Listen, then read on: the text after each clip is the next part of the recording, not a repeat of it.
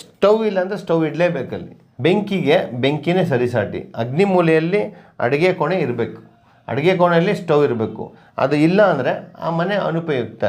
ಅಲ್ಲಿ ಊಟ ಮಾಡಿದ್ರೇ ವೀರ್ಯಾಣು ಉದಾಗುತ್ತೆ, ಅಂಡಾಣು ಉದ್ದೆ ಆಗುತ್ತೆ, ಆಯುಷ್ ಬರುತ್ತೆ, ಚಿಂತನೆ ಬರುತ್ತೆ, ಸಕಾರಾತ್ಮಕ ನಕಾರಾತ್ಮಕ ಭೇದ ಭಾವ ಖಿನ್ನತೆ ಕೋಪ ಎಲ್ಲ ಅರಿಷಡ್ ವರ್ಗಗಳು ಅಲ್ಲಿ ಕಾಣುತ್ತೆ. ಹಾಗಾಗಿ ಅದು ಇದ್ದರೆ ಮಾತ್ರ ಸ್ಟವ್ ಮತ್ತು ಅಗ್ನಿ ಒಂದು ಬೆಲೆ. ಹಾಗೆ ಮನಿ ಪ್ಲ್ಯಾಂಟ್ ಅಂತ ಅಂಗಡಿಗಳಲ್ಲಿ ಸಿಗುತ್ತೆ, ಗಿಡಗಳನ್ನ ಮಾರಿ ಮನೇಲಿ ತಂದಿಟ್ಟಿರ್ತಾರೆ. ಇದರಿಂದ ಏನಾದರೂ ಸಮೃದ್ಧಿ ಆಗುತ್ತಾ ಮನೆಯಲ್ಲಿ?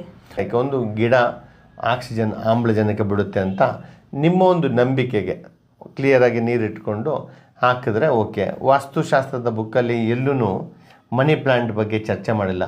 ನಾವು ಯಾವತ್ತೂ ಹಣನ ನಾಣ್ಯದ ರೀತಿಯಲ್ಲಿ ಕರೆನ್ಸಿ ಡಾಲರ್ಸು ಈಗ ಇರುವಂಥ ಡೇಟಾದಲ್ಲಿ ಮೊಬೈಲ್ ನೆಟ್ವರ್ಕಲ್ಲಿ ಫೋನ್ಪೇ ಮುಖಾಂತರ ಅಥವಾ ಬ್ಯಾಂಕ್ ಜಮಾ ಮಾಡೋ ಚೆಕ್ ಮುಖಾಂತರ ಅಥವಾ ಇಂಟರ್ನೆಟ್ ಬ್ಯಾಂಕಿಂಗ್ ಮುಖಾಂತರ ಹಣ ನೋಡ್ಬೋದು. ಮನಿ ಪ್ಲ್ಯಾಂಟ್ ಅಂತ ಹೇಳಿ ಅದನ್ನು ನಾನು ಮೊದಲನೇ ಹೇಳೋದನ್ನು ಸರಳ ಮಾಡ್ದಂಗೆ ಇದನ್ನು ಸಹ ಹೆಚ್ಚು ಕಮ್ಮಿ ಮಾಡಿರೋದಷ್ಟೇ. ಮನಿ ಪ್ಲ್ಯಾಂಟನ್ನು ಸಂತೋಷಕ್ಕೆ ಮತ್ತು ಸಂಭ್ರಮಕ್ಕೆ ಸಮಾಧಾನಕ್ಕೆ ಇಟ್ಕೊಬೋದು. ಅದರಿಂದ ಯಾವುದೇ ಒಂದು ನಾಶ ಅಂತೂ ಖಂಡಿತ ಆಗಲ್ಲ. ಗಿಡ ಇದ್ದರೆ ಮನೆಯಲ್ಲಿ ಒಂದು ಹಸಿರು ಇರ್ಬೋದು ಅಷ್ಟೇ.